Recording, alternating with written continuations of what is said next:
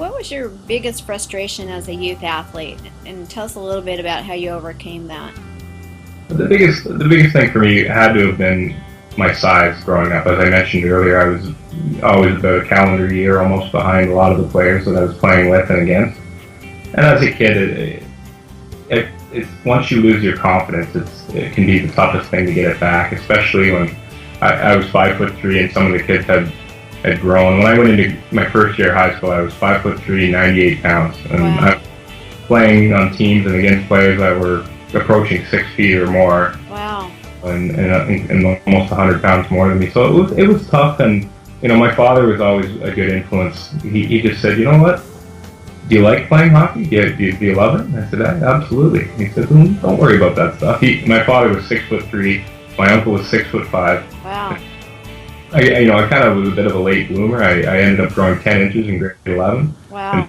On about 60 pounds. So once that happened, then my confidence kind of popped, a little more swagger, and it was, and my message to kids is, don't worry about these things when you're young. Just keep working. All you can concentrate on is your own game and working hard, and good things will happen when you do that. When you put your mind to something, don't let anybody tell you that it's not going to work.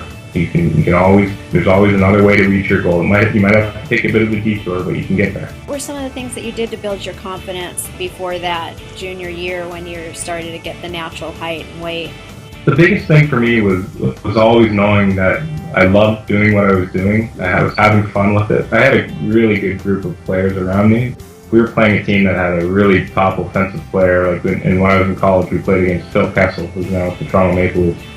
And I know Phil Kessel's a dynamic offensive guy, and I'm going to be out on the ice against him. I don't want to get embarrassed by him. So I had to go into the game with a certain mindset. So I would create a character for myself.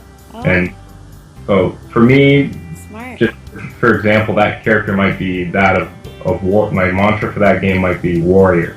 So I'm going to go into every situation as if it's a battle, and I'm not going to lose this battle.